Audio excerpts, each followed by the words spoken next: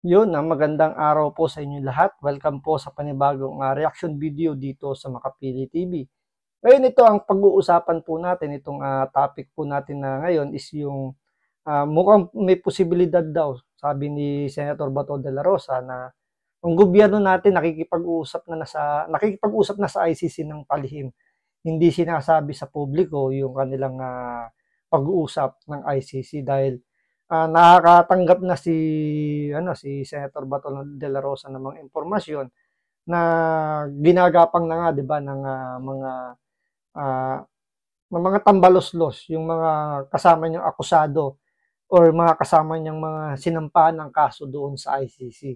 So bago natin simulan yung topic na yan, kung hindi ka pa nakasubscribe sa Makapili TV, baka pwede naman pakipindot yung subscribe button. At the same time, palike ka rin ng video, wala naman pong bayad dyan. Kaya pindot na. So ito, panoorin po natin tong balitang to. Posible umanong nakikipag-usap na ang gobyerno ng Pilipinas sa International Criminal Court tungkol sa investigasyon ng war on drugs ayon sa isang abogado ng ICC. Iginiit naman ni Senator Bato de la Rosa na posibleng mauwi sa constitutional crisis ang panghihimasok ng ICC sa ating bansa. Narito ang aking report. ICC? ICC, oh. Masakir dito, masakir doon. Pati yung Amerikano, ilang pinatay. Ano mang ginawa ninyong mga ICC kayo? Mga karaming Yung isa sa mga pinupunto rin ni Pangulong Duterte na bakit pag yung ibang bansa hindi kayang panghimasukan ng ICC.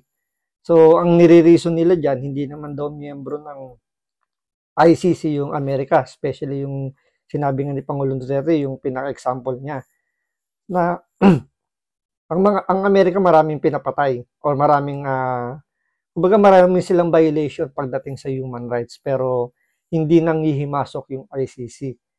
So, doon pa lang medyo may problema na tayo doon, di ba?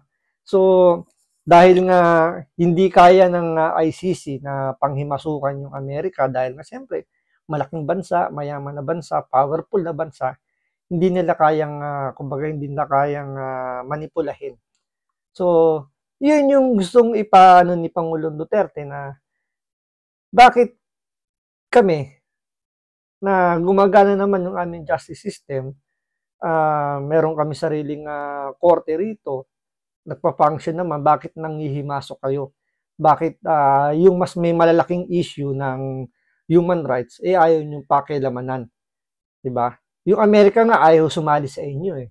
So, kaya yun yung reason na kumalas si Pangulong Duterte ang Pilipinas sa ICC dahil nga sa hindi balanse, hindi patas yung kanilang pagtugon pagdating sa human rights.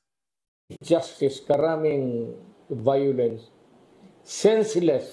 Yan ang bagong patutsada ni dating Pangulong Rodrigo Duterte laban sa International Criminal Court nang mag-guest siya sa Basta Dabawenyo YouTube channel ng kanyang anak na si Davao City Mayor Baste Duterte. Muling iginiit ng dating Pangulo na walang kapangyarihan ng ICC para makialam sa investigasyon ng extrajudicial killing sa bansa noong kasagsagan ng drug war. Yung ICC na yan, I do not recognize that. Yan ang tanong ko muna is jurisdiction. Correct. Abogado ako jurisdiction. Si Senador Ronald Bato de la Rosa naman na pangunahing suspect sa drug war investigation ng ICC sa mga kapwa senador nakiusap. Kailangan daw bantayan ng Senado at huwag hayaang mauwi sa constitutional crisis ang anyay panghihimasok ng ICC sa ating bansa. This is not merely an issue of the ICC against former President Duterte. This is in fact a looming constitutional crisis. Nanawagan din si De La Rosa kay Pangulong Bongbong Marcos na panindigan ang kanyang mga naunang pahayag na hindi kikilalanin at hindi makikipagtulungan ng Pilipinas sa ICC. Pino na naman. Yan yung isa sa magiging problema. Yan yung napag-usapan din natin doon sa nakaraang video natin. Yung kay Chis Escudero na kumbaga hindi basta-basta yung gagawin ng ICC sa pag-aresto kay Pangulong Duterte at kay Senator Bato de la Rosa. Dahil magkaiba yung jurisdiction na sinasabi nga ni Pangulong Duterte, magkaiba yung jurisdiction ng ICC sa jurisdiction natin. So dahil nga kumalas na yung Pilipinas sa ICC, iba na yung kumbaga iba na yung senaryo. Dahil kung halimbawa ipatutupad ng ICC yung gusto nilang mangyari, masasagasaan naman yung saligang batas natin, yung Supreme Law ng Pilipinas, na yun yung pinakabasihan natin, di ba, yung saligang batas natin, yun yung unang tatamaan. So, hindi naman pwedeng hindi mo i-a-appeal, di ba, yung gagawin ng ICC. Halimbawa, aarestuhin. So, magiging valid ba yung warrant of arrest nila? Hindi naman nag-issue yung Pilipinas. Ang nag-issue lang is yung ICC. Kung titingnan nyo, no, kung pag-aaralan nyo ng medyo, usapang hindi abogado. Doon lang muna tayo sa logic lang ng mga simpleng mamamayan, kagaya natin, na hindi naman tayo nag-aral sa batas, pero pagganahin lang natin ating imahinasyon. Mag-i-issue ICC ng warrant of arrest. So, ang unang tanong diyan, paano sila nakapag-issue ng warrant of arrest kung isang version lang yung kanilang napakinggan, which is yung mga nagreklamo, sila Trillanes, yung mga Dilawan. So, puro side lang nila yung napapakinggan nila. So, paano sila magka-come up ng kanilang resolution, ng kanilang judgment patungkol yan sa kaso na yan kung isang side lang? Kaya nga, 'di ba? Kaya nga yung batas, 'di ba, ng mga logo ng batas is timbangan. So, kailangan timbangin mo kung alin ba yung totoo sa mga nagsasabi. So, pwedeng sabihin dahil nga hindi nakipag-cooperate yung inirereklamo, is guilty na kagad. So, hindi naman yata tama yung ganun. So, may reason naman yung mga inireklamo na hindi magpa-interview kasi nga hindi naman re-recognize nila yung ICC. Kasi ang gusto mangyari nila Pangulong Duterte, tsaka yung ibang mga akusado dun sa inireklamo nila Trillanes, dito magsampa ng kaso sa Pilipinas. 'Di ba? So, kung dito pa lang walang nakapile na kaso, anong basehan ng kasong isinampa nila sa ICC? 'Di ba? Ang reason lang naman nila diyan bakit hindi nila sinampa yung kaso rito sa Pilipinas, kasi kapag yan umusad na, or sabi natin nag-proceed, nagdire-diretso yung kaso, hindi na yan pwedeng pag-usapan . Alam niyo naman na medyo matagal yung paglilitis dito, yung proseso. So, hindi nila pwedeng pag-usapan, hindi nila pwedeng babahiran, hindi nila magagamit yon as black propaganda, o hindi nila magamit yun na pwedeng paninira sa mga Duterte, kasi bawal ng pag-usapan kapag nakasampa na yung kaso sa korte. So, yan yung isa sa mga reason bakit hindi nila pinali sa korte natin dito. Dahil ang intensyon lang naman nila, siraan lang naman yung mga Duterte. Siraan lang naman yung naging war on drugs ng nila Pangulong Duterte. Palalabasin nila na masama yung nangyari. Pero tanungin mo muna, 'di ba? Gusto nila ng ng demokrasya, gusto nila yung parang majority decision. Ganun yung mangyayari. Ba't hindi sila magpa-survey, hindi sila parang botohan kung maganda ba yung naging pamamalakad, o kung maganda ba yung drug war ni Pangulong Duterte, kung gano'n naman gusto nila mangyari. Kasi kung titingnan nyo naman, naging balanse naman yung naging war on drugs si Pangulong Duterte, di ba? May mga nakulong naman na pulis, di ba? Dahil nga hindi sila sumunod dun sa protocol, dun sa pag-implement ng Oplang Tukhang. So, nakulong sila. So, may mga pulis na nakakulong ngayon. Ngayon, yung mga yung mga sabihin natin sumunod naman sa ni Pangulong Duterte, is buhay naman sila. Yung mga nagparehab, yung mga tumigil, buhay sila. Pero sino ba rito yung mga mostling mga nawala? Ito yung mga matitigas ang ulo na hindi kayang iwanan yung sistema. So, challenge nila yung babala ni Pangulong Duterte. So, Sabi nga nila, it's a matter of choice eh. It's not a matter of chance. Pinili nila yun eh. So, yan yung naging resulta ng kanilang pagpili ng maling sistema.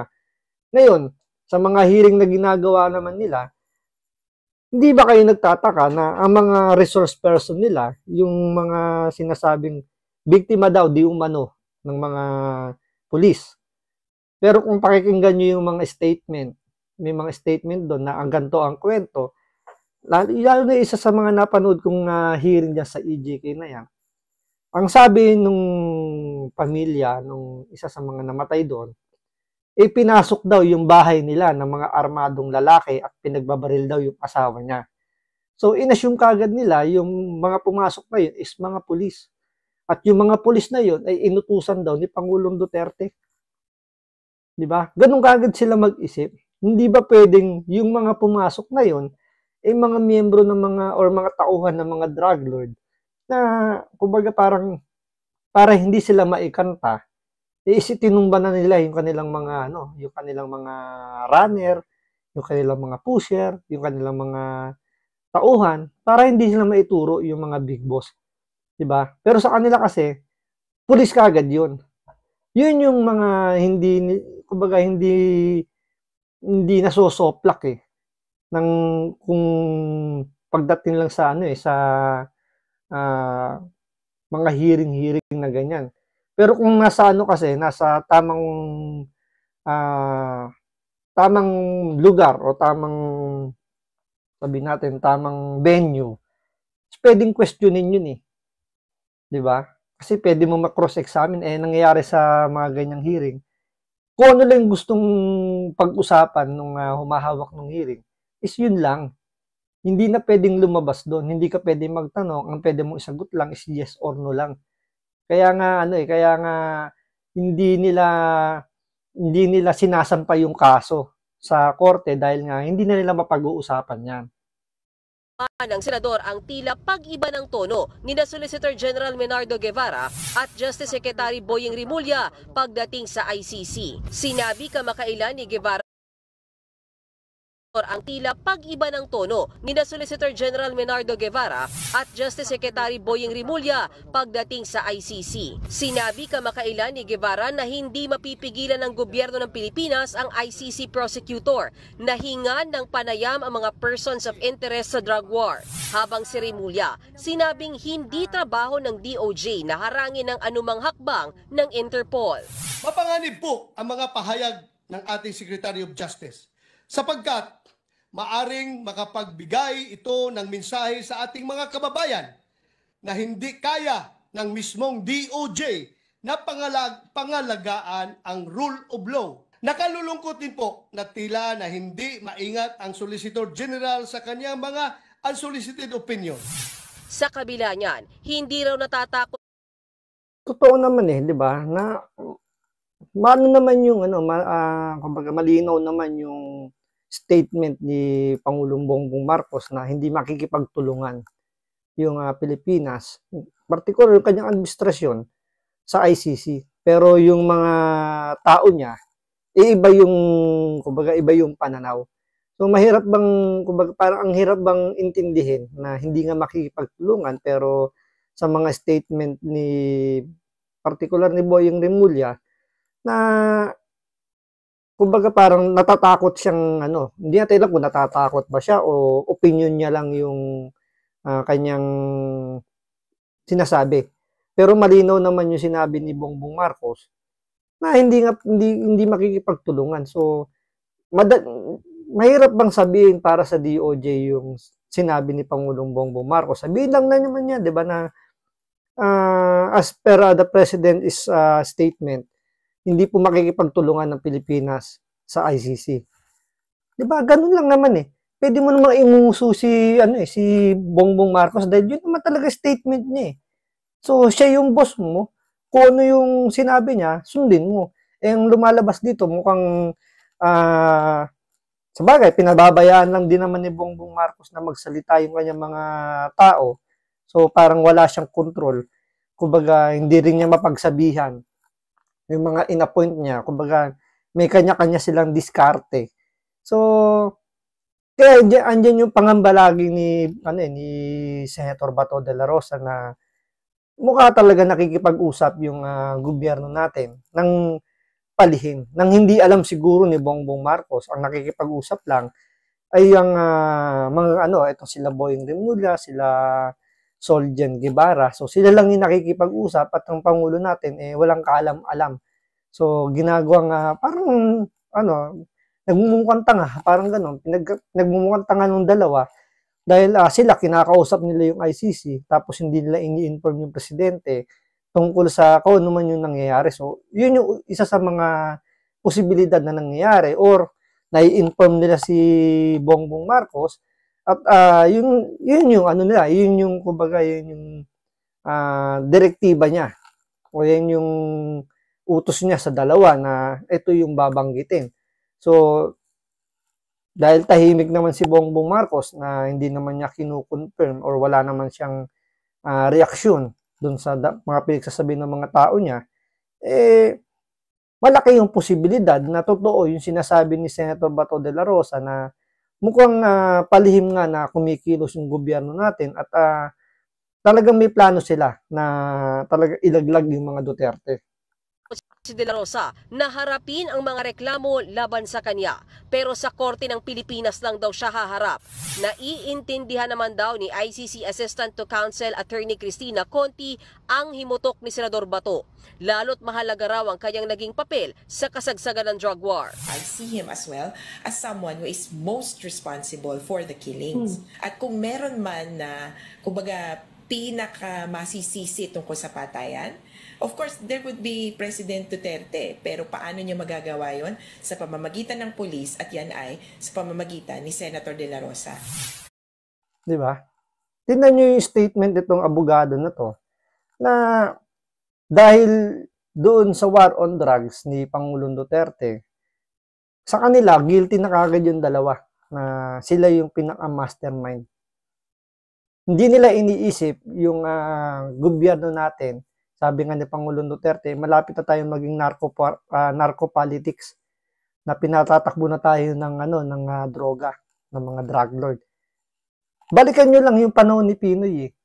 Totoo ba na laganap ang droga sa bansa natin? Yun, doon pa lang tanungin nyo na yung sarili nyo, nung panahon ba na yun, laganap na ba yung droga sa atin? Totoo ba na bumabaha ang bentahan ng droga sa atin, yung halos parang candy na lang na binibili sa tindahan. 'Di ba? Nawala yan nung panahon ni Pangulong Duterte. Ang tanong, nagustuhan ba na nakararami yung ginawa niya? Yes.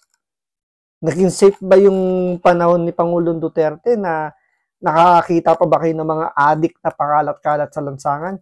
Yes. So, mas gusto nyo ba yung mga tumataob dyan, yung mga salot ng lipunan o yung mga inosente? Di ba? Panoorin nyo yung nagiging balita ngayon. Ano mas maraming nagiging biktima? Mga inosente. Sino yung mga suspect? Yun, yung mga kriminal na gumagamit ng illegal na droga. Yan yung mga pinoprotektahan. Yan yung ayaw nilang mabiolate yung karapatan ng mga kriminal na yan. Mas gusto nila na ang mga nakahandusay dyan yung mga inosente. So, ayaw nila na makakita sila ng mga kriminal na nakahandusay sa kalsada. So, nilalabag yung karapatan ng mga yun. Yung ayaw nila. Mas parang gusto nila ang mga nakahandusay dyan, yung mga nabibiktima, mga inosente. Diba? Nakakalungkot na imbis na magpasalamat tayo kay Pangulong Duterte dahil kahit paano sa loob ng 6 na taon, napababa niya or naging sabihin natin, nakatikim tayo ng kampante na walang mangyaring hindi maganda sa kalsada paggabi na dahil yung mga adik nagtatago na.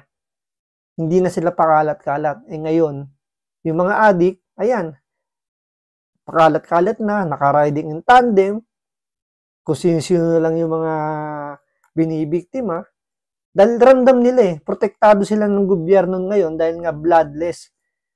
Kailangan sila ang pakikiusapan na sumuko na, pakiusapan na wag nang gumawa ng hindi maganda. Ngayon, choices na ngayon ng mga kriminal kung susundin nila yung pakiusap ng gobyerno natin na sumuko na.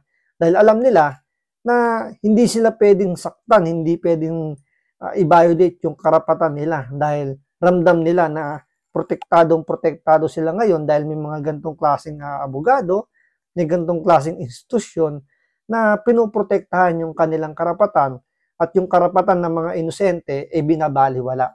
So maraming salamat sa panonood. Ingat po kayo lagi. God bless.